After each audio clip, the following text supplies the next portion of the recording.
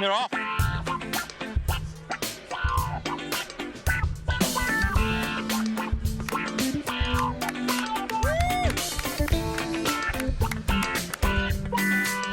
Here we go. Further Faster, the best independently owned outdoor store in the known universe. Whether you're out heading out on climbing, paddling, tramping or running adventures, look no further than Further Faster for all your gear and expertise needs over the summer or winter, or indeed whatever season you are partial to. Head over to 57A Buchan Street, Sydenham, Otutahi, Christchurch, or hit them up at furtherfaster.co.nz. They go something like further, faster, there in Christchurch. Rocky is hairy and so is Badger. Jules is nice and Jacob is delicious. Go to further, faster now. Oh, further, faster, there in Christchurch. Rocky is hairy and so is Badger. Jules is nice and Jacob is delicious. Go to further, faster now. Dirt Church Radio. Episode 281 of Dirt Church Radio. I'm Matt Raymond. And I am Eugene Bingham. Tēnā koutou katoa. No, mate, hoki mate. We made it. We did. Bit of a different locale this morning. Oh, yeah, that's just because of the awkwardness of the last time we did a car park. Should we talk about it? I don't think we ever should. One day we will. One day we will. Maybe in our memoir. So we are coming to you from the back seat of Eugene's car, and it's a lovely day. It's a lovely day at the Murray Jones Reserve. I tell you what. Sun's shining. Last time we tried to do it, we met at the trailhead, which is. Are you going there? No, I'm not. Suffice to say, it got awkward. It just got for us. Awkward, and just we had to us. hide in the car essentially. But anyway, we were trapped. Look, how are you doing, Matt Raymond? Yeah, I'm good. Good. Trucking along, just trucking along. I feel, I talked about on the aid station last week, that sort of tasting fitness, and that's a lovely phrase. Just trucking along and feeling quite inspired, actually.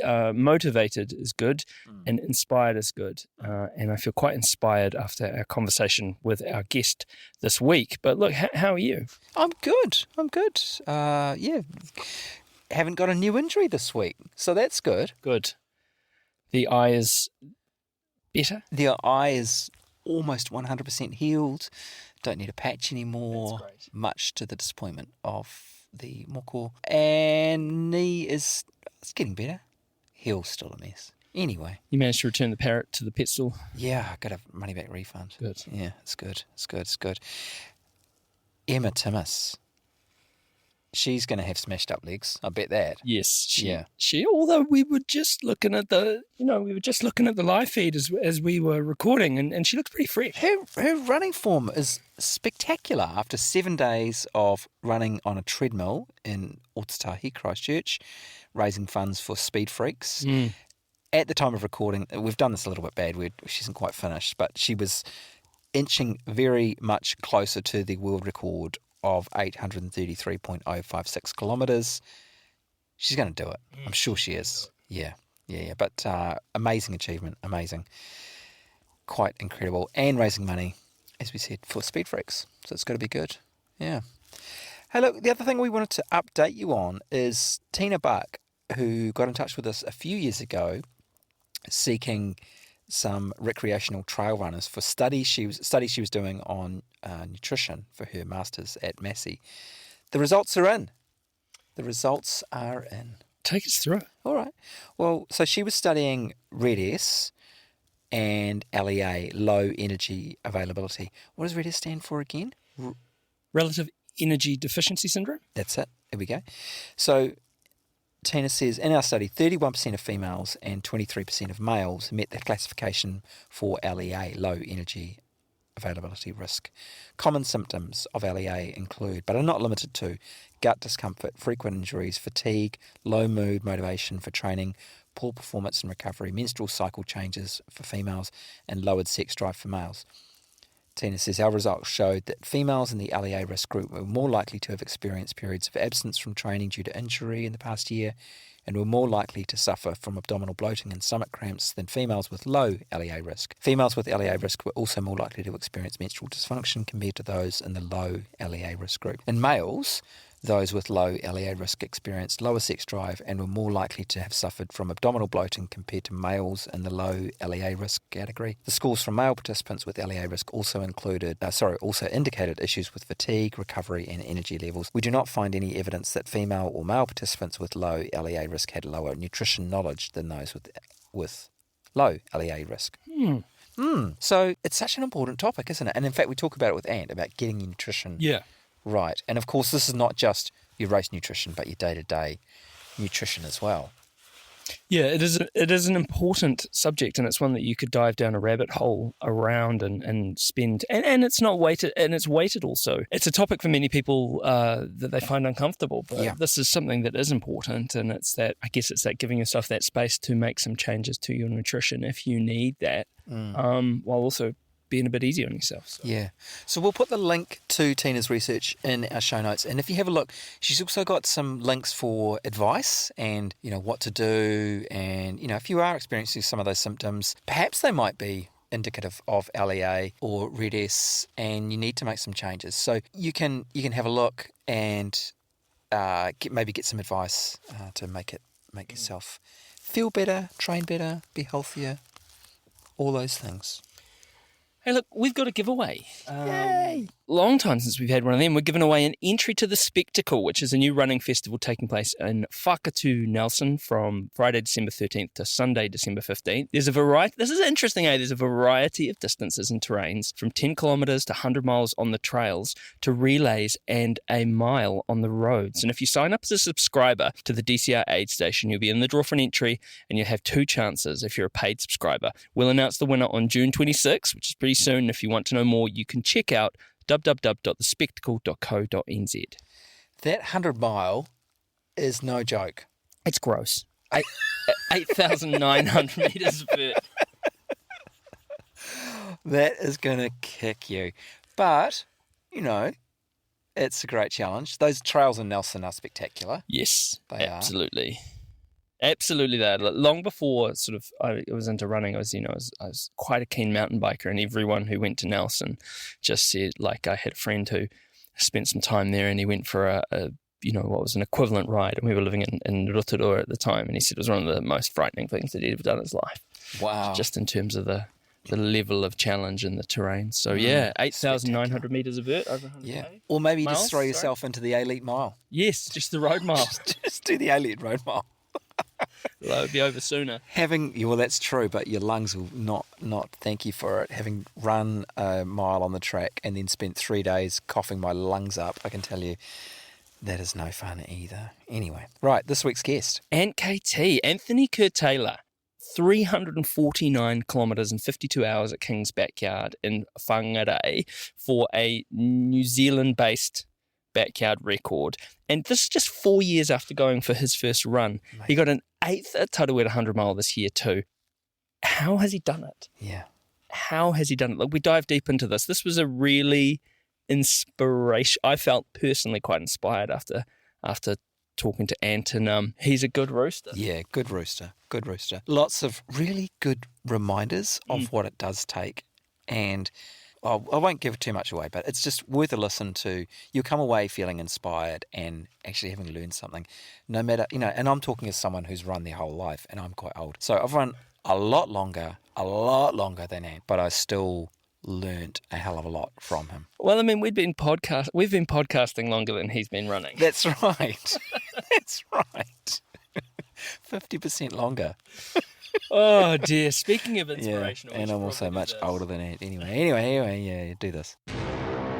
Greatest run ever. Greatest run ever. Greatest run ever, which is the part of the show where we ask you to write into us and tell us your greatest run ever. It doesn't have to be a race or a mountain summit. It might just be a run around the Kepler. Something that's sung to you for some reason. Send it in to us at dirtchurchradio@gmail.com. And this is from Bogdan State of Wellington. It's 1 a.m. and I couldn't sleep. 3 alarms were set on my phone, the earliest at 3:45 a.m.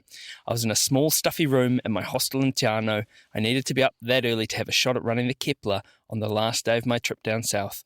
I only had a very short window of opportunity between 2 cold fronts coming in for a few hours. The weather on the top would be runnable. Outside those few hours, the first blizzards of the season.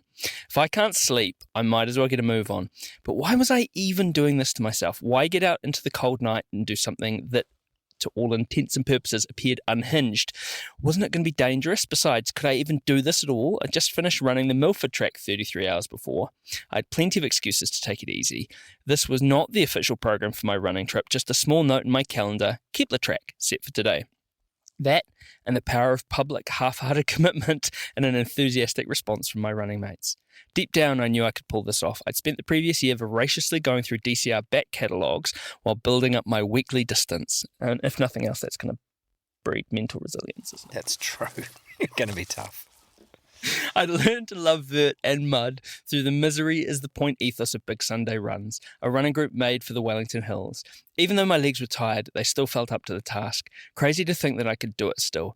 And I guess that's the point, isn't it? Sometimes you've just got to take on the unhinged or get a move into the cold night, but not before you pack a PLB, 3 torches and a spare set of batteries. Got out at 1 a.m. and made my way to the control gates, a full moon lighting my path on the lakeside. I could always go back to the gates, I told myself, but I did not. I turned left towards Rainbow Reach. If I was going to run in the dark, might as well go through the bush first. Not much to see there in the daylight. Besides, it felt like a wise choice to stick to the lower altitudes at night, and there might be kiwi along the way. The nighttime bush run was magical indeed. I got to Motoro around 3:30 a.m. and started hearing kiwi calls soon after. The bush felt interminable, longer than my first set of torch batteries could accommodate. Thank goodness for those spare ones. The trail got gnarlier as I approached Irisburn. I was certainly not going to be breaking any records, and then disaster struck, a big slip. I went into ankle-deep mud 2 hours before daybreak when my torch gave out on me again. One of the spare torches turned out to be out of juice, and so I started a mad dash to the bottom of my backpack in the dark for my one remaining hope, the barely adequate torch I'd gotten when I started running with Worm on the Wellington Hills a year prior. Luckily, this torch worked, and I was back to running at an awkward shuffle pace under the underpowered beam. I finally reached Irisburn around 6:30 a.m. and took a break in the common room, eating a mixture of olives and Oreos, and same bag, different bag, and the one waffle I had left over from Tarawera. Getting a change of socks felt like the biggest luxury given my soaked feet. Trampers were already leaving ahead of me by the time daybreak drew nearer. My legs were already tired. I'd already run longer the prior week than I'd ever had in my life so far, so I was not looking forward to the next climb. But at this point, there was nowhere to go but forward, so might as well get on with it. The climb to Hanging Valley started out painfully. I thought I would probably tramp my way up. The first steep bits gave way to slightly flatter switchbacks, and I started running a few metres at a time. Then I came across the first trampers, and I felt obligated to run longer. After all, I was not the one carrying a huge pack. Heart rate up, Oreos in the bloodstream, feet go faster, beast mode engaged for this middle-aged non-athlete, dopamine kicking in, out of the bush line, magical views to snow-dusted peaks. The last pair of trampers ahead, a couple of American women, were belting out My Heart Will Go On by Celine Dion. I seized the moment, well, my brain on dopamine does, and join in. My singing is atrocious, but that moment is too good. I did apologise for the mild fright I gave them and my lack of musical skills, and even served as an impromptu photographer to help them capture the moment. Finally on the tops, there's a fresh layer of snow. No footprints ahead of me except tiny ones shaped like tree drops. Snow-dusted stairs going up. There sure is a lot of climbing. Up in the sky, something that looks like a hawk. Actually, it's a Kia landing nonchalantly next to me. It likely was the author of the claw prints I'd seen before. I stopped to take pictures. The views are extraordinary, even on my barely functioning soft focus by now phone camera lens. After Hanging Valley Shelter, the weather turns, the wind starts gusting, and there are the first flurries. The clag starts rolling in, as do the trampers. Some say hello back, others are too busy fighting the horizontal sleet to say anything. A long way to Luxmore. My glass is free, so I have to run without. I eventually make it to the hut for a second break. The rest of the Oreos are gone. After Luxmore, a slow descent down to the lake, and a final run back to the gates, where Carly Webber, the fairy godmother of Te Anau, takes pity on me and gives me a ride back to town. Was she just hanging out at the control gates? Yeah. With Oreos. With Oreos. Blistered soles, full cup, longest run ever, best run ever. P.S. Thanks to Lee Webber for lending me his torch, and to Anna Frampton, whose encouragement, teasing, actually got me to run this mission. Oh, you had a little sneak preview of the greatest run ever this week, and you said it's a ripper, and you were absolutely right. Bogdan, you nailed it. That was stunning. I loved it. I am going to try stuffing olives into Oreos. Is that what he meant? Not sure. Not sure. Also, e mihi ana ki te Worm, Rawa ko te Big Sunday Run Group, Yeah. making featuring in Greatest Run Ever. Good to see. So I have a bit of an announcement. Okay. Greatest Run Ever is running a bit low. Is it? It is. It is. You need to send us your Greatest Run Ever. Wow. If you've ever said to us, I'm going to send you a Greatest Run Ever, now is the time, people. Send it to us. That barrel's been pretty full for a long It has time. been. It has been. And I took my eye off for a little bit and then went, oh, hang on. We're getting a bit low. So send us your Greatest Run Ever. Do what Bogdan did. Write it up. Send it in to us. Maybe have a read of his one on the website. Get a bit of inspiration. Have a read of all the others. They're all there on the website. Send them into us, dirtchurchradio@gmail.com, and share them with your running buddies. Right. And KT, and look, before we jump into the chat, Ant got in touch and asked us to read something for him, which I think is quite sweet. Would it also be possible to voice in a little shout out to my wife in the intro? I feel like I never brought up her influence in all this during the recording. So he writes, to my beautiful wife, Courtney, you are the glue that holds us all together. You and AJ are the driving force behind all this. You make me strive to be a better person. You allow this to be possible. Aw. This whole chat rules, and this whole chat is fresh because he's fresh and we're old and jaded, and it helped me feel like a bit of a better person, actually. So, this chat rules. Enjoy.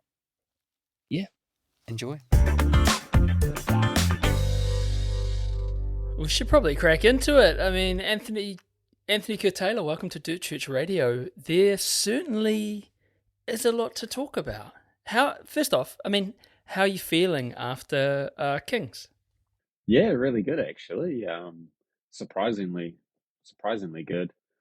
There was quite a few niggles like throughout the event, that sort of popped up, but post-event, I was back running the next night at our local run club, so that was couldn't miss that. And then I've really just enjoyed the last week not having to run, and I'm just a Tuesday night run club runner for the next couple of weeks, I reckon. Just take it nice and easy, eh?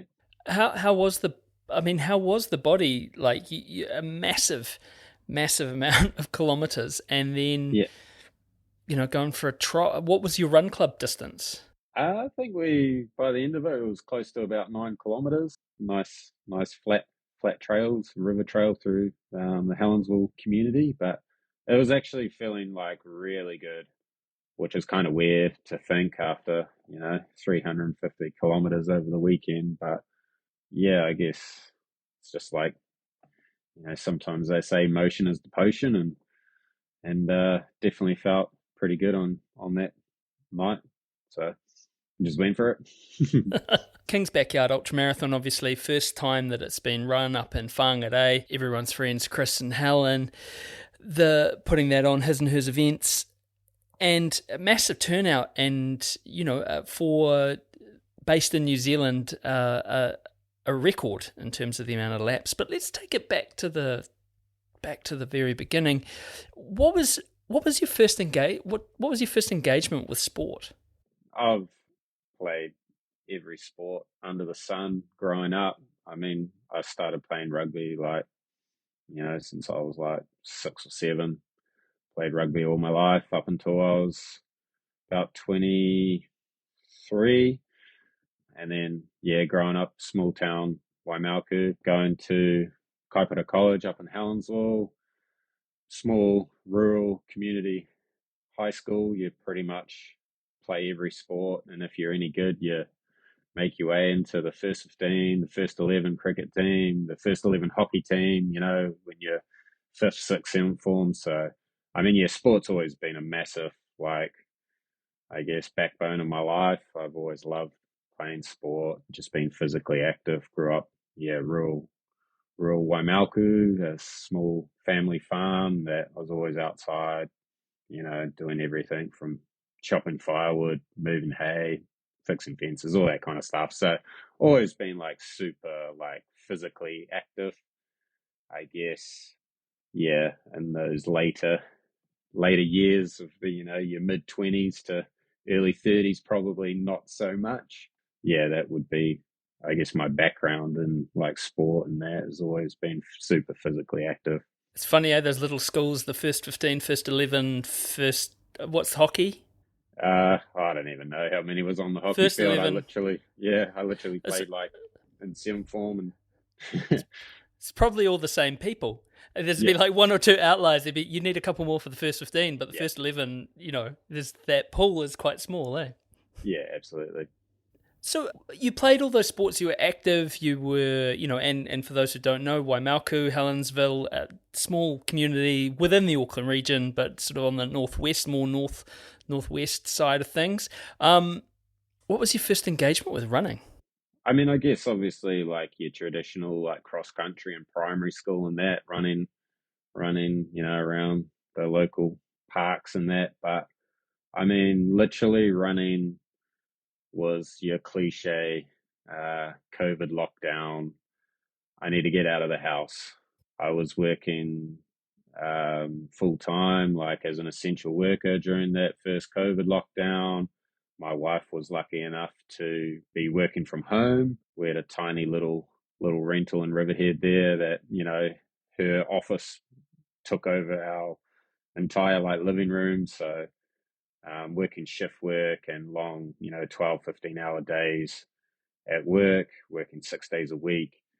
I think my only day off was like a Monday or a Tuesday or something like that. So it pretty much became like I need to get out of the house because I can't do anything. Like I'd love to just be sitting and watching TV all day, but my wife's like right there, like on Zoom calls and all that. So yeah, it's crazy. Like I honestly, even to this day, I don't know the reason what like came over me to be like, oh, I'm gonna go out for a run in the forest. Something just happened, and I literally like put on like the only pair of shoes that I had were just like normal street shoes, straight out the door. Lucky enough to be like 200 meters from the forest, so it was all like within the lockdown rules of staying local and that, and right onto that little Gucci up trail, and then up along the ridgeline up to Blake Road. It was like I think it was like a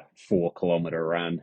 It took, close to 40 minutes, but for whatever reason, I just got out and went for it. I don't know why, but yeah, from there, that was like literally my first introduction into like running. Like I hadn't, like I said, I was always like physically fit, like growing up and all that kind of stuff. But I never actually had done like any form of running at all, apart from like, rugby training and all that stuff. So that one first run was like, yeah, just something that was like 4.5 years ago. And then it's just like, yeah, ever since then, like at the time, I remember it like sucked and I hated it, but I was like, I also love it, so there was just something in that just like clicked with me. And I was just like, yeah, literally like hooked like straight away for some reason. And I guess 4.5 years later, here we are. I mean, I know exactly where you were. I remember, you were on Gumdiggers Lane there, not, a couple of 100 meters from where I'm talking to you now. And I remember I'd see you in your lounge. I'd be running, I was working shifts too as essential worker, and I'd be running past your house, and you kind of just be sitting there like looking at me. Because I remember the beard, and I was like, oh, what's that dude up to? And then I'd see you out. I saw you out on the trail. I always remember you had like a New Zealand Warriors hat on, Yeah, and the still got it. beard. Yeah, still got it. And I remember just going, oh, he's got the bug. It was so because that trail. Again, sorry to say, for those who don't know, that trail up into Riverhead, for years and years, it was very, very comparatively lightly used. And Yeah, I'd go running there in the week, and it was great. Had the place to myself, and then yeah, lockdown happened, and suddenly every man and their grandmother is yeah, is a hiker / trail runner. yeah, yeah, It's for sure. like, Yeah, lucky it wasn't a super spreader event up that trail. There were yeah, so many people up there. yeah. I mean, I always look back on the whole COVID thing like fondly because it's literally introduced me into running, and again for whatever reason, I don't know why, but yeah, it's like I can actually take a positive out of it, and it's like changed my life incredibly in the last 4 and a bit years. So yeah, it's it's pretty funny how all that kind of stuff works out. Like, I mean, me and my wife would gone for like hikes up through the forest and that like a few times, but I was never like, when we were doing that, I was like, yeah, this sucks. But I was like, never like, oh, I want to go like try run it. So yeah, I was definitely a home dweller, and yeah, I used to, probably laugh at all these idiots out there running on the trails. And when the Riverhead was based at the primary school there, I used to run right past our house, and I'd always just be like, look at these guys, like, what idiots, wasting their weekend away running. And now it's like, yeah, I'm probably that idiot to a lot of people around. You are that idiot to a lot of people. Yeah. Wow. So would you be out there shaking your fist at them or what? No, more just quietly mock them from the comfort of my little home, my couch and there. Yeah, probably slightly hungover and reeking of bacon and eggs for breakfast or something like that. But yeah, no, it's always pretty funny. Yeah, when I well, look back on that. you can bet that the majority were envious of you as they ran past as well. Yeah. I wish I was sitting in there reeking of bacon and eggs. Yeah, probably mostly. Especially having to do that sprint up that hill towards the school at the finish. That was just killer. It was, who's the race director of that race? They've got a lot to answer for. Anyway. So you're kind of not sure what it was that made you get out on the trails, but you pretty quickly had the bug. Yeah. Were you running on your own, or were you running with others, or how did you kind of learn? Yeah, I was the basics. Yeah, I mean, I literally ran. I only started running with people probably like a year ago. So I was always somebody that was always like, nah, like, I don't need people to run with. I know what I'm doing. Like, I don't want other people to like, either slow me down or force me into a pace that I wasn't comfortable with. So I was always, just running by myself. And I think, like it wasn't until, probably last year where I started running with other people, and I truly found like there's so much more than the running, right? It's all about the connection and things like that. So yeah, it's pretty funny. When I first started out, I was literally just hammering the trails by myself, and just like pretty much just figuring out as I went. Yeah. That's a really sensible way to get into it, thinking of it. Because if you had jumped in with someone who perhaps was, faster than you at the time or whatever, or even slower, it might have put you off. But you found your own groove. It's really sensible. I think too, probably like I just didn't know any better, right? Like I wasn't fully immersed in the running community and all that just quite then. Like it wasn't until probably, so I think I started running, that would have been like late April, whatever year it was. And then I remember I just very quickly got into running and got hooked. And I thought, oh, what's the hardest thing I could ever do? And it was sign up for the Auckland Marathon. So I signed up for the Auckland Marathon that year, which I guess was like end of October. So I did like this big training plan for that, did the Auckland Marathon. And then from there, it was like, okay, what's next? And then this thing called Tarawera like come across my radar. And then it was like, I remember reading the caption on the website. It was like, so you run a marathon and you're looking for your next challenge. And I'm like, yep, tick, that's me. And then so I like signed up for Tum 50. And then like it literally wasn't until like I ran that at that event in February where I was kind of like, oh, there's something else more to running than just like the running, right? It's all about, not necessarily the events, but it's like the community and meeting new people and just like, fully immersing yourself in that sort of environment and then utilizing other people with it. So yeah, it took me a long time of just running by myself, which was probably no stroke of genius. It was just the way it was. Like before I finally kind of started running with a couple of friends and other people and things like that. Wow. Well, just quickly, I can imagine a couple of race marketing teams from your answer just then going, yes, It works. Yeah. But just quickly, what's you mentioned you were working long hours and long days. So what's your job? Well, back then I was working at one of the local wineries, so I was just like I was the cellar supervisor there. So yeah, like making wine pretty much. So Yeah, right. who would have Yeah. thought? Like COVID lockdown, everybody needs booze. So yeah, A boom industry. so we Yeah, were. yeah. Yeah, I was in that profession for 11 years, and then only recently I've just changed sort of careers, I guess. Yeah, I was just wondering whether it was a physical job that you were doing, those long hours, Yeah, long yeah, days, and then yeah, going for runs. That's a big yeah, effort. very much. I mean, like working in the winery, like yeah, you're on your feet all day. Like I was clocking up easily, like 10, 15 kilometers of walking a day. There's a lot of heavy lifting. So I was always like physically fit in that sense. A lot of stairs to go up and down, like to get to the tops of the wine tanks and things like that. So yeah, that and amongst all the running, it was definitely like good kind of like cross training, I guess. There's a lot of heavy lugging and lifting and core movements and back movements and things like that. So yeah. How did the Auckland Marathon go for you?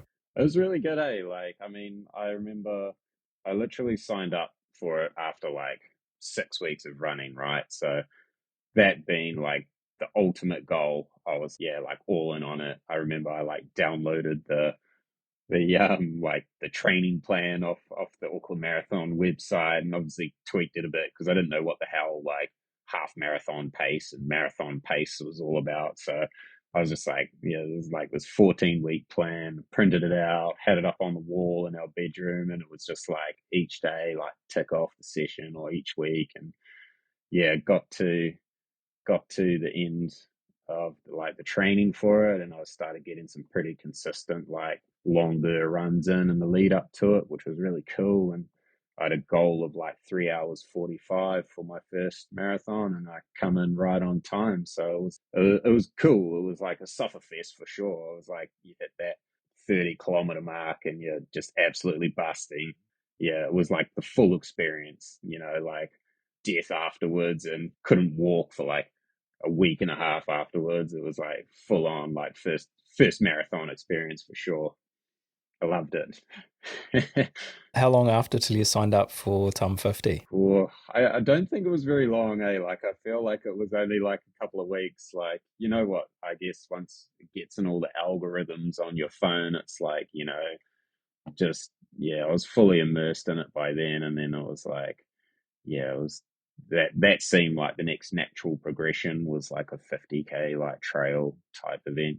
And considering like I did the majority of my training for the marathon like in Riverhead, like on your undulating gravel roads, I thought, yeah, it should be sweet.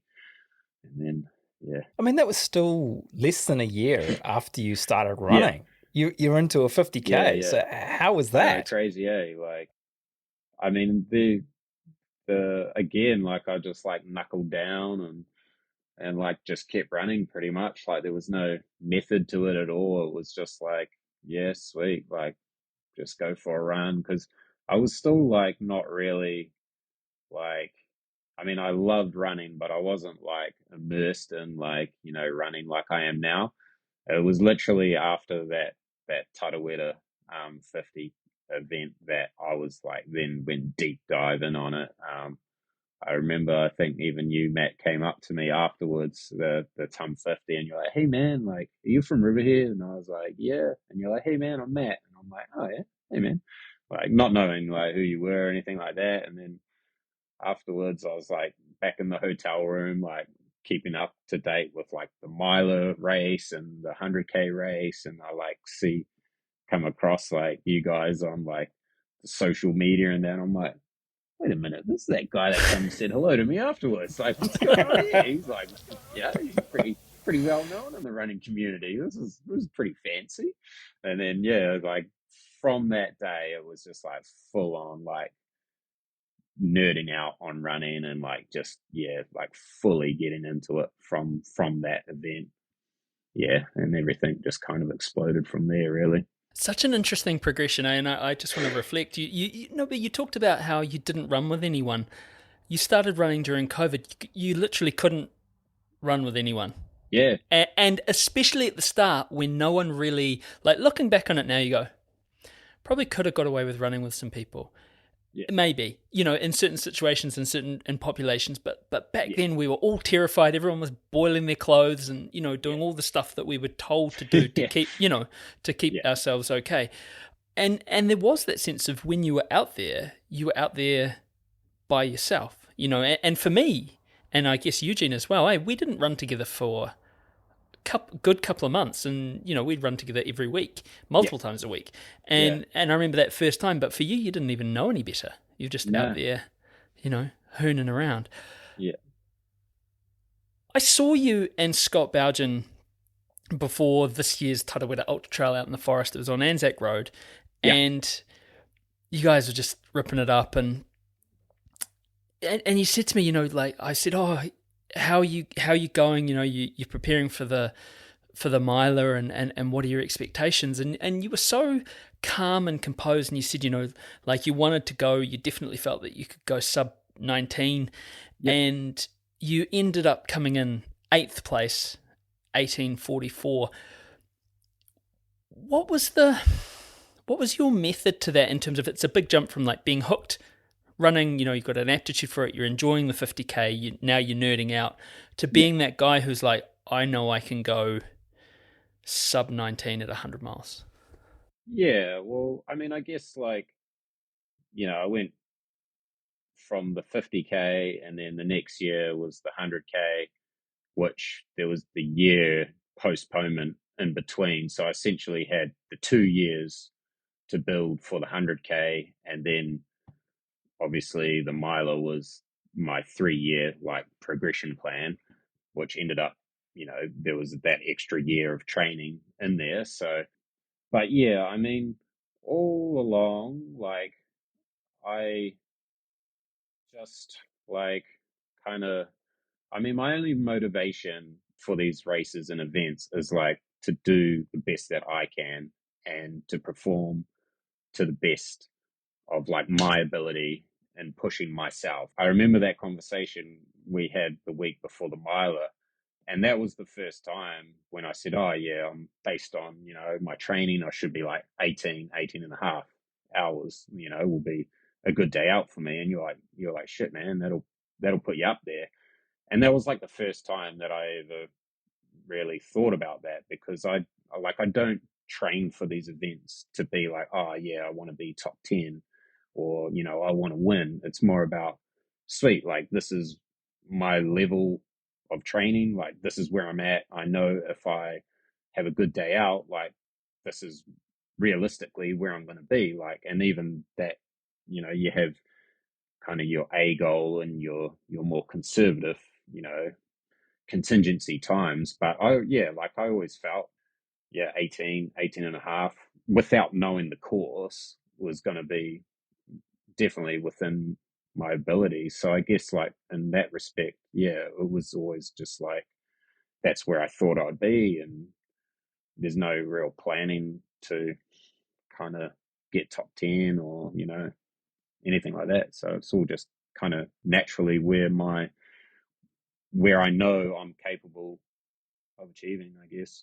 And runners talk, right? Like runners, there's a bell curve, and Eugene and I hear a lot of talk, right? We hear a lot of projections, we hear a lot of people's kind of, and some people will tell us they're going to do X, and it doesn't quite work out. Yeah. And then you hear some, the conversation we overheard in Sydney Airport was one of the best they've ever, talking about they were going to negative split Kosciuszko. Hashtag didn't happen. But Good times. good times. I just remember being struck by how it wasn't shit talk, it wasn't arrogant, it wasn't anything. It was just this really kind of casually self-assuredness. Has that always been there for you? That sense of just being quite sort of comfortable with, what you said, it seemed, and it happened to plan. Has that always been a thing for you? Again, like I'm like super new to like running, right? So I'm not like, I'm just, I always like to be, I think I always like to be more on a conservative side than like an aggressive side as well. So I think there's kind of like that that thing within us all that we don't like to like big ourselves up or talk ourselves up or anything like that. So I think what I've come to realize over the last sort of year and a bit is I know like if I've put in the work and I know, like I said, where my level is at, like I'm just going to be honest with what I think is going to happen, and I can't control what happens like outside of that, or what people think of that opinion. But I'm definitely always just going to try and be realistic, right? Like it's not really in my nature to kind of like yeah, I don't even know how to describe it, but I think yeah, I would just yeah, like when I say these things, like I think that's honestly what's going to happen. So Talk us through the training that you went through. I mean, you had a big build up. Were you using a coach, or were you using a sort of a more generic program? What was your yeah, nah, build up? I'm all just self-coached, no coach. I just look at what I think works best for me, and I just go about trying to be as consistent as possible.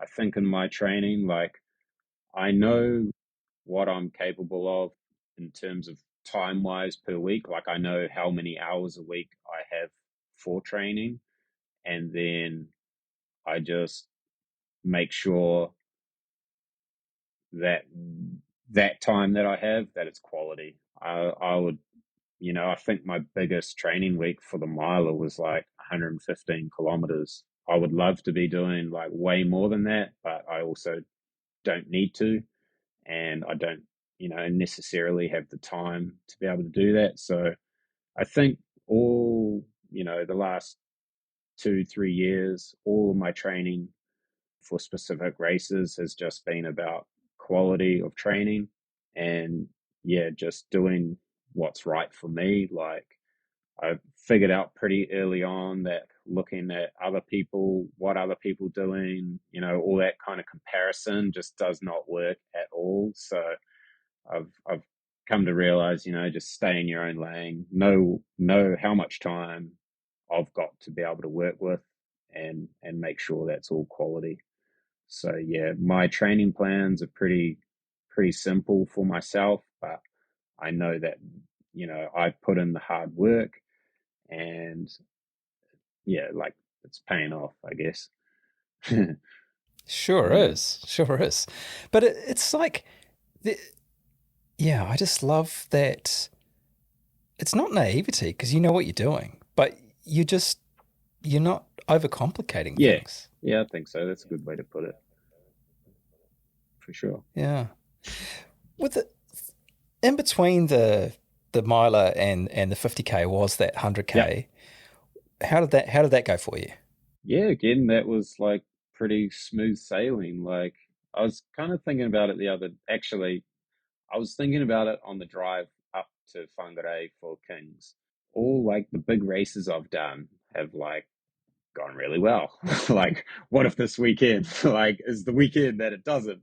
And I was like, no, no, like you've prepared properly. And then I come to the realization that like all my sort of big races recently have gone well because I have like prepared well for them. And I'm a big planner, so I think that's what works. But yeah, like the 100K, that was awesome. Again, it was like I wasn't trying to race it or anything crazy like that. That was my first sort of big-ish A to B race. Like I think I'd done like 15 laps at Riverhead relapse like the year before that. So I had the confidence to know that my body is capable of doing it, but it was the first sort of A to B race of that distance. So it was more about like enjoying it and getting through the event. But yeah, it all went really well, smooth sailing, no issues again. So again, I think it all just comes back to the Wow. planning and preparation for sure. Yeah. What does that mean for you? We've talked about the training, but what else do you do that prepares you, that gets you ready for a race? What does preparation mean for you? Oh, I think it's more just like the non-running stuff, like I'm a big like spreadsheet guy, like I'm a checklist guy. So even if it's 2-3 weeks out from a race, like I'm creating these checklists that, come race week, I've got everything like already thought of, like written down and checked off and ready to go. So I think there's a lot of value in that. And then, yeah, same with just like, making sure all your equipment's sweet and yeah, just all the non-running stuff, if it's accommodation and like me and my wife or my boys with us, it's like organizing all that circus as well on top of it. So yeah, just all the non-running stuff. I think I'm really strong at preparing for sure. Yeah. So you literally run spreadsheets, sorting everything out. Yeah, I think you have to, right? Awesome. Oh, I mean, some people Yeah. don't, do they? But it's just if that's the way, yeah. But if that's the way you need to do it, it's a sensible way to do it because you're comfortable with it and everything's down there. You can check everything off and just takes something, just takes away another stress, Yeah, doesn't it? So and it why not? eliminates, forgetting something like super Yeah. super minor, but still super critical, whether it's like a charger or something like that, that's just going to create stress come, race day or the day before race day. Like if you've got everything written down and checked off, it's, Yeah, absolutely. I like it that way. The other thing that, I mean, as somebody who's run their entire life and I just have not nailed this, is nutrition. And how's that been for you as a late adapter to the sport who's done exceptionally well?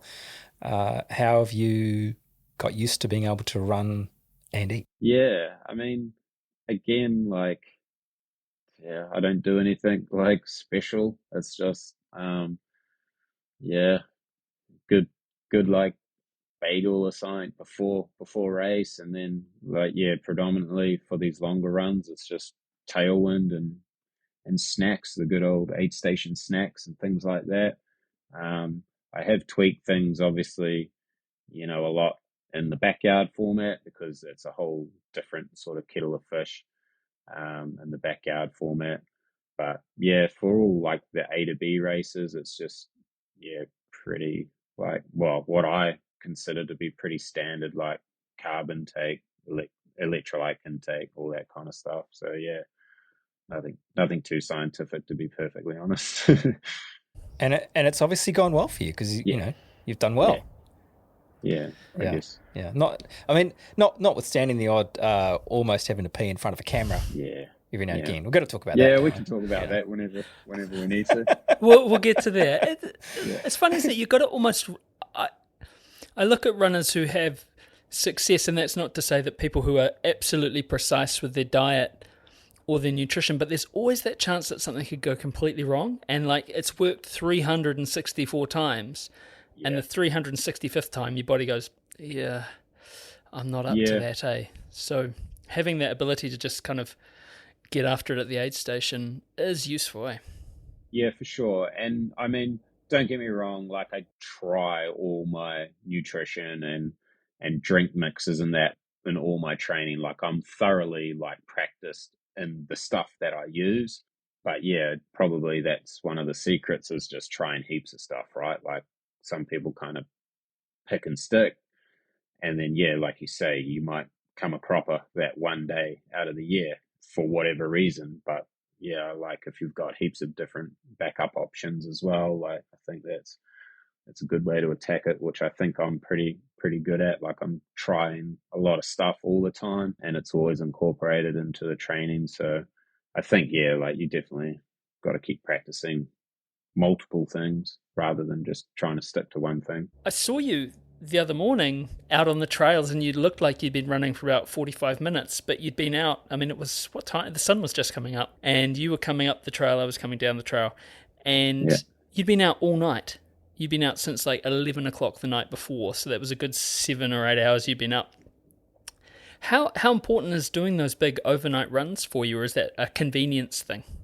Bit of both, to be honest. Like that was just that was just another little backyard simulation really for Kings, and that was more about trialing equipment like my layers, thermal gears, and yeah, trialing out the layers for if it was going to get really cold. up in Whangarei. So yeah, I think that was about a 7.5, 8 hour little training session from about 11 o'clock Friday night right through to whatever time it was Saturday morning when we crossed paths.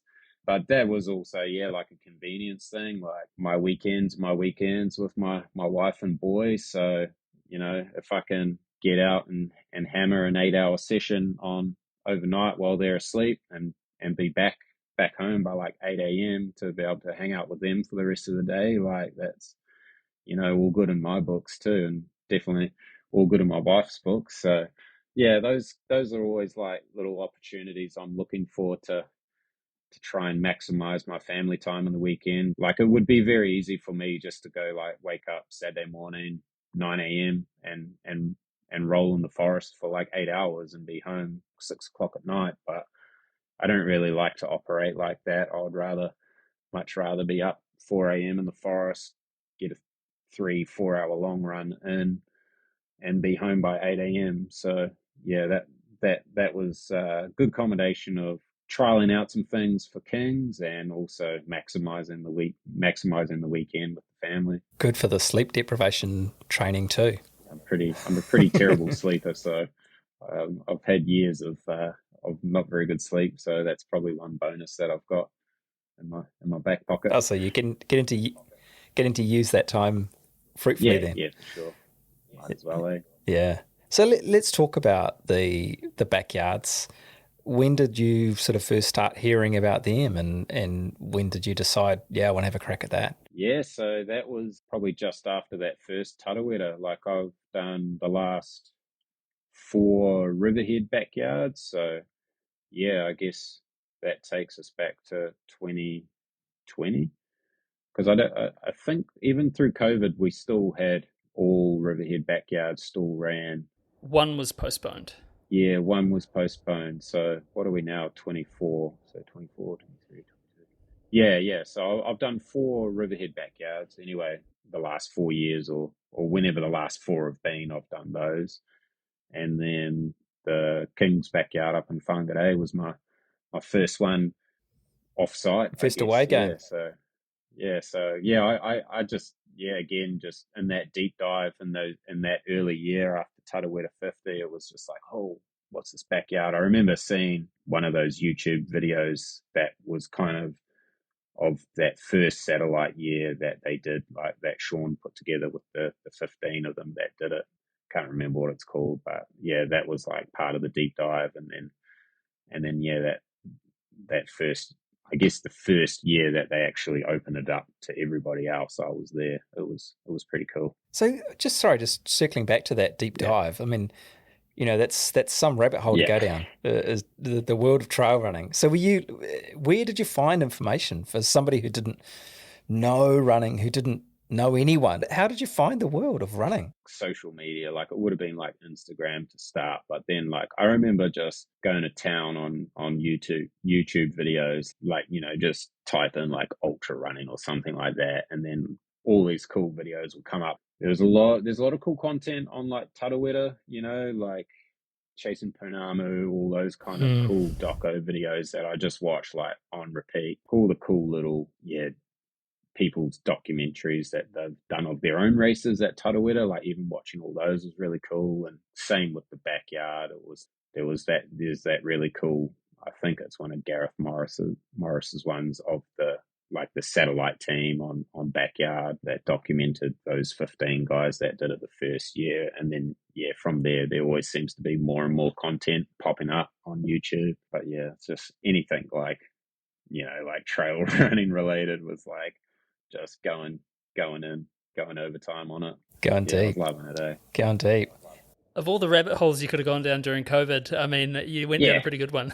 Yeah, absolutely. Hey, it's quite funny, like working in the booze industry, it was, definitely the first year of running, I was still like drinking a lot, but yeah, just the natural kind of like life change that it took as well, like it's all of a sudden I'd like finish work and be like straight out the door to go for a run, whereas it used to be like get home and like smash back 6 or 10 beers after work, like it was just, it's crazy how yeah, it just affected my life in like so many ways, but definitely full of positive. And like you say, like that COVID time for me was like an amazing time because it was still relatively normal for me and my wife because we were both working full time. We were very fortunate in the sense that we kept jobs and we didn't have any of the stresses that a lot of people were going through with job insecurities and things like that. So yeah, it was a very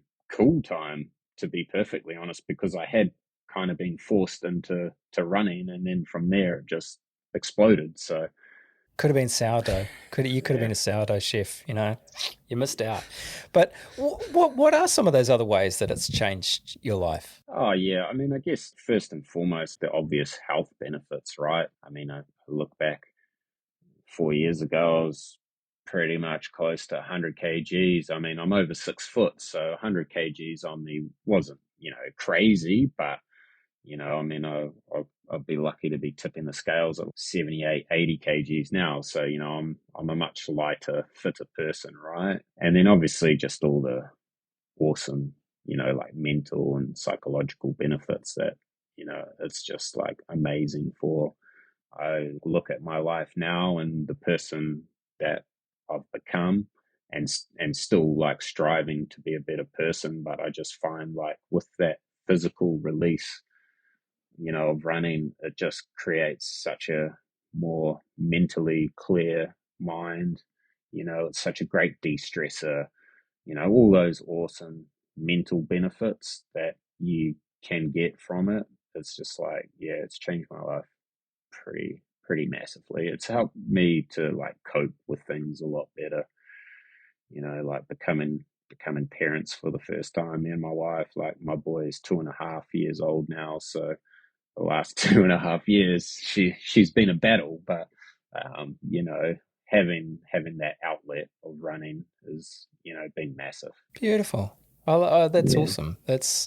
I'm glad that was able to, that was a benefit that you could yeah, find because life can be difficult, and if you can find a thing that helps you cope and just, I mean, just getting out there and those days when you think of yeah, nothing, those days when you think of what you're dealing yeah, with, they're equally beneficial, yeah, aren't for they? sure. And like I said, also like the last year has been like pretty cool, like just connecting with so many new runners. Obviously, like becoming really great mates with Scotty B and like all the people that he knows that I've now know because when we all connect for a run and things like that, it's just been like, yeah, super cool just to meet so many like-minded people. And everyone in the running community, they're obviously pretty similar. Everyone's different, but there's a lot of things, a lot of similarities, whether it's the reasons they got into running or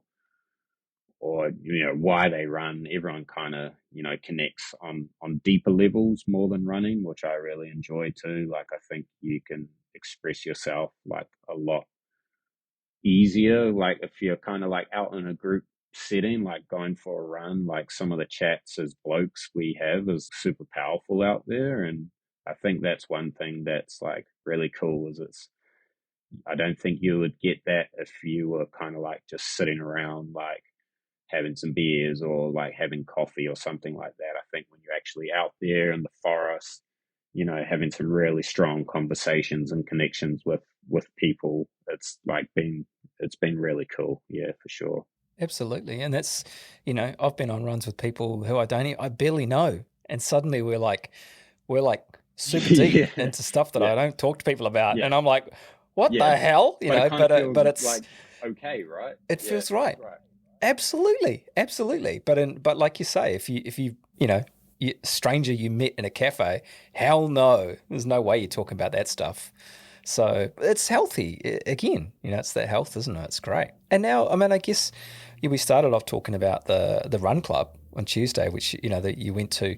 So now you're part of helping other people find this thing that you've found. Tell us a bit about Run Yeah, Club. so I didn't know whether I could like name drop it right off the bat, but Go hard. yeah, Helensville Run Club, HLV Run Club. Yeah, like obviously me and Scotty, like we used to run. Well, we run together a lot, and we would always talk about, oh, when we need to connect the community, you know, because there's a lot of runners around Helensville, a lot of the girls that we all follow each other on Strava and things like that. And for weeks we're just like, yeah, should we do it? Should we try it? You know. And then one week I was just like, stuff it, man. Like I'm just gonna do it, man. Like let's just do it. Like I created like the HLV Run Club group on Strava, and then yeah, like started adding all the local runners and just deep diving on all the segments around Helensville, like seeing who was out there and just like shamelessly just like commenting on their activities, like the link to the run club that I created. And yeah, every Tuesday night now, 7:15 Helensville, we all get together and yeah, go for it's normally about 6 to 8 kilometers. It's an hour 15, and it's all just about that connection, right? Like we don't care about pace, we don't care about distance. It's just about getting people together. First week it was me, Scotty, and three of the local girls, and then the next week it would climb to like 7, and then the next week it was like 12, and then the next week it was 15. And Tuesday night just gone was week 8, so we survived 2 months. Every week we're in the teens now, and we've got this awesome core of maybe like 10 to 12 people that are just there every week. And then the really cool thing about it is every week so far, so the 8 weeks that we've started, there's been at least 2 new members come every week. So every week we're still like getting new people coming in, and people, obviously can't make it every week, but yeah. And honestly, like it's like, even like in sort of peak training before Kings, I was like, man, Tuesday night, this is like my favorite run of the week. That's nice and cruisy, but it's like connecting with new people and just, yeah, it's best. It's the best. I love it. Kicking off in the 416, eh? I mean, that's incredible. It seems like there's been a bit of an explosion of running clubs, especially around our area. Like, Yeah. I Yeah, know for sure. at Riverhead, there's now Riverhead Trail Runners, and there's Yeah. the Early Bird Run crew that run out there. And Yeah. I feel a little bit of not a grouch because I love it, but I feel like, other people have got the idea, like it's Yeah. really cool that it was a place that not many people used to run it at Riverhead, and even less people would like, let's go to Helensville and run. That wasn't a thing, unless you lived out there. And now it's this cool community. How good. Yeah. And that's right. Like we're coming into like the depths of winter as well, and like people are still just turning up, and it's become their routine too. And it's just like, we have a bit of fun with it. Like I take the attendance, and we've got like the run streak. So, like if you don't turn up one week, you're back to the big donut. And I post every Monday morning just to make sure people are aware of who's attended the week before and what the run streaks are at. And yeah, it's cool, man. Like it's awesome, eh? You're very similar in some ways to people. A lot of people discovered running during COVID. A lot of people discovered that sort of love of endurance, and a lot of people went on to do, marathon, and then a smaller ultra marathon, and then a bigger ultra marathon. Not a lot of people discovered that they could go as long as you can. When was the first inkling that even doing 100 miles, so like I'm at the position where next February, all going to plan, and I will have a spreadsheet, by the way, for this one. I'll be doing 106. If you could. Eugene, you send me yours too, and I will ignore them both. If you you're looking at that distance, I'm like, that's a fair chunk of change. You went significantly over that, and then double that a couple of weeks ago. What was the first? Was there a tipping point? Was there a first time where you were thinking like, I can do this? Yeah, I guess probably those first couple of backyards that I did, like in between the 3-year sort of 50, 100 miler plan that I had. I guess those first couple of backyards in Riverhead were the foundation to build the confidence to go far. Like obviously the backyard format, even though that the Riverhead course is always pretty brutal, like I think the first year I did 11 laps, so 70k. The second year I did 15, so 100K. The third year I did 25, so just over the 100 miles. So I think using that format to kind of build, obviously, the physical and mental capability to do it, yeah, kind of helped this natural progression quite a lot. But again, like, yeah, I, yeah, it's weird. Like, it seems really crazy probably when you frame it up like that, but it's always just been kind of like a natural progression for me. Like, I've never really thought about it like that. Like, I just go out and try and test the limits and without being ridiculous, like I'm always pretty realistic of what I think I can achieve. So yeah, it's kind of hard to really think about, what's the success to, this progression, or to go from doing 100K to 100 miler to whatever 250Ks to 350Ks. Like, it's never really been a big deal, like, which I know sounds stupid, but yeah, it is just kind of the way it is. Well, again, you're just not overthinking it.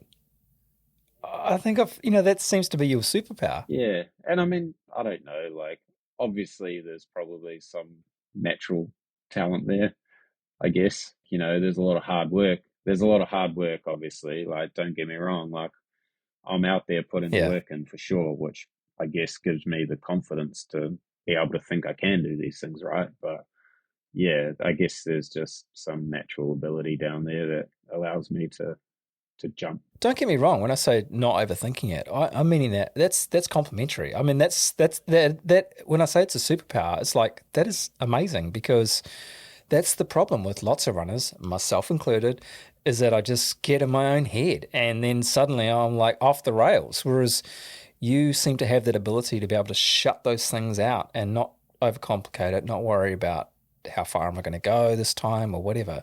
Just do the job. Yeah, and I think that kind of reflects in my training as well. Like, I don't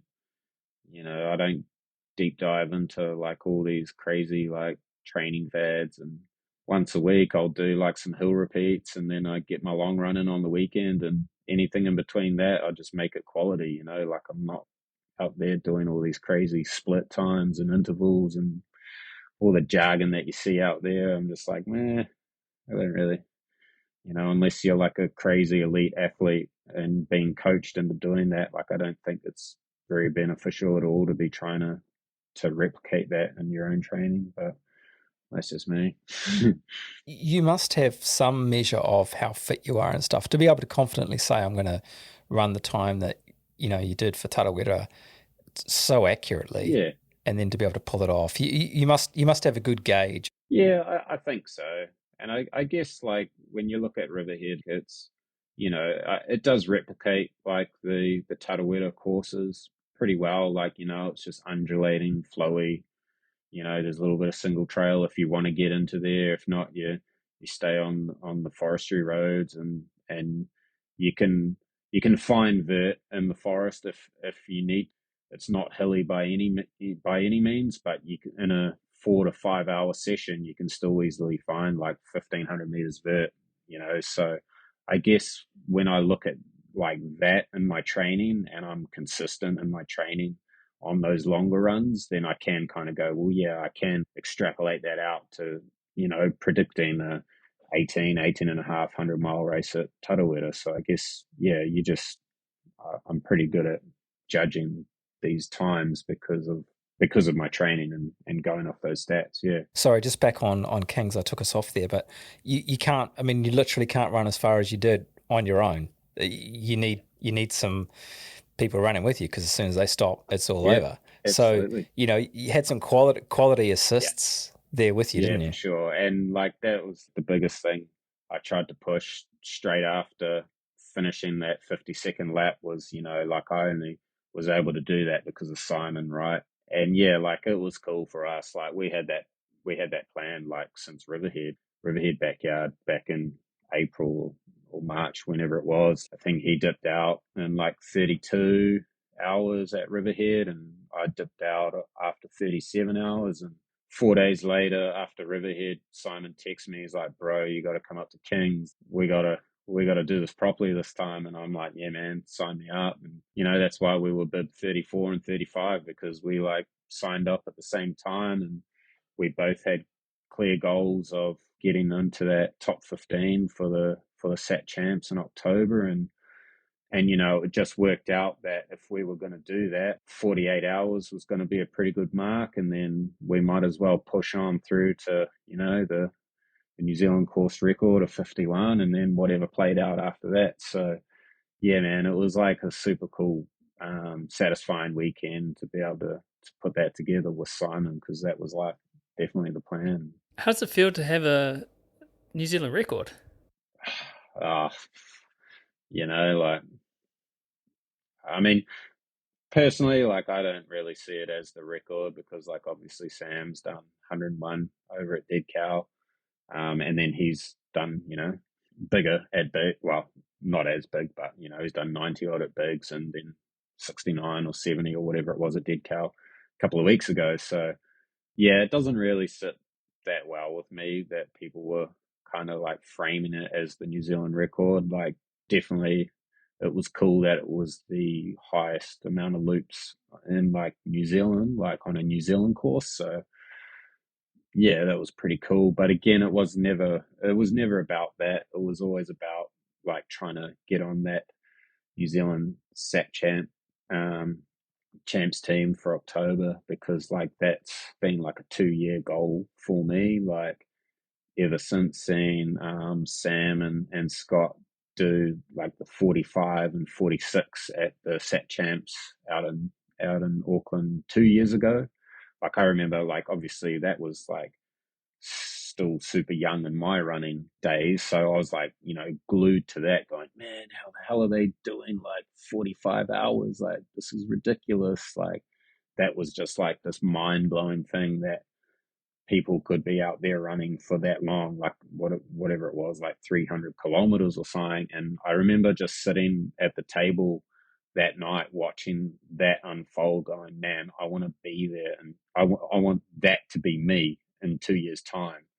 And so whilst I've always had like the sort of Tarawera, the 3-year plan there, like the whole time burning away in the background was like, yeah, getting into Satellite Champs team in October. So yeah, to fall really short at Riverhead, like I kind of lost sight of a few things late in Riverhead, which was just like super gutting. Like, it just, honestly, it haunted me like every day between Riverhead and Kings.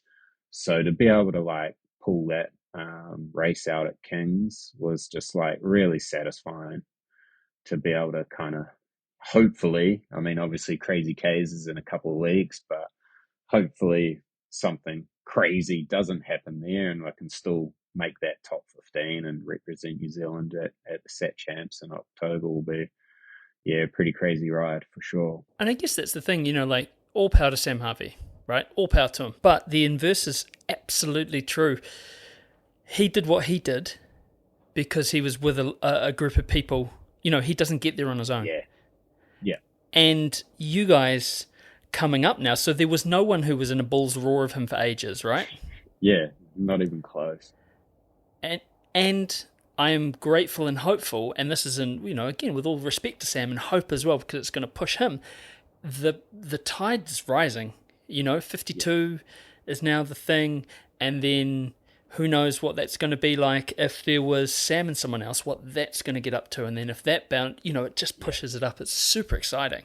Yeah, it's so awesome, eh? Like the progression of like the backyard format in the last 2 years. Like, you look back 2 years ago, I think like 24, and you're home and hosed in that team, and now it's like coming up to Crazy K's in a couple of weeks. It's like 40, and you got to go much further. So, and it's super exciting again. Like, again, hopefully get that chance in October to then be able to go, sweet. Well, I've naturally progressed up and was feeling pretty fresh after 52 in Whangarei. So it's, it builds the confidence to go, sweet. Like, it can be anything, because we will have the likes of Sam there, and we will have, 13, 14 other people who have progressed just as much in the last 2 years. And yeah, it's shaping up to going to be a really cool time should we get there in October. And I feel inspired, man. I do. It's so lovely to speak with you, and it's refreshing. Your candor, your kind of, as Eugene said, that superpower of just stating something simply. Everything it can feel so overcomplicated in running at the moment. Hey, it's just this sort of, everything's, got 3 degrees of complication to it. It's incredible. So I'd like to just say thank you. It's, we've been doing this a fair old while, and to feel a sense of inspiration is We've been doing this podcast Yeah, longer man. than you've been running. Yeah, we were 2 need to years retire. we were 2 years deep when you started running. So It's crazy, yeah. We're not in the New Zealand team, Matt. What's Exactly. going on? I got to start again. And I'm going to bring it home, man, because it's you got stuff to do, and you've been so generous with the time. And KT, what has been your greatest run ever? Ooh, shit. I been a fan of the show. I knew this was coming, so I've been trying to rack my brain today. In all honesty, I know it's probably pretty cheesy, but I think the one that does stick out is just that first run that I went on, the very first one up Gucci, up along the ridgeline, just blowing ass up that gravel road up to the top there. Just absolutely hating it, but loving it at the same time. I think that's, for what it is, obviously, it's not the furthest or the fastest I've ever run, but it's just the one that I hold so dearly to me because, like I said, I have no idea why I went on that run. And but for what it's provided me with, it's changed my life. It's made me such a better human being. It's made me more open to human connection and things like that. And that's got to be the greatest run, right? For sure. Oh, mi haro e hoa. Ka nui te hiki a koe. That's awesome. That's so good. You've filled our bucket. Thank you so, so much. And we can't wait to see you keep on smashing it. Yeah, man. Thanks for having me. Like I said, it's a bit weird being a big fan of the show, and I've watched a lot of amazing people that have inspired me as well through your show. So hopefully, I can be that to someone as well out there, and it just shows, you just got to make a start, and anything's possible from there. So thanks a lot. It's been awesome.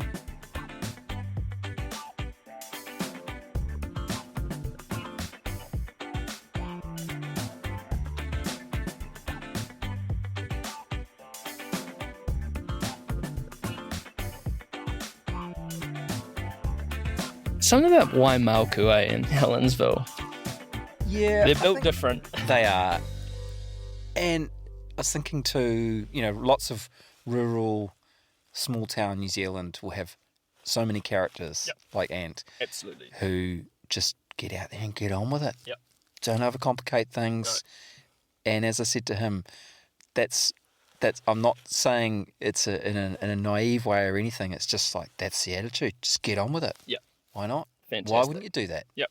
Stop overthinking it. Yeah. Love it. Love it. Such a beautiful conversation. Thank you so much for being so open and sharing with us. And I can't really, really appreciate it. Wait to see where he goes. Oh, yeah. And I'm super excited about, like I said at the bottom there, how that sort of the tide is rising. And I really, really like that.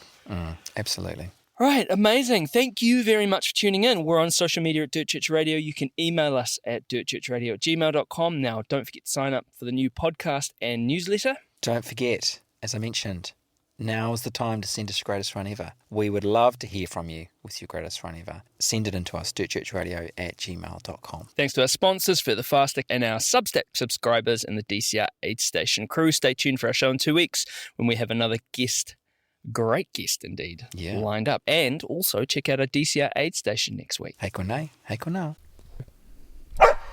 Thanks, Rigby.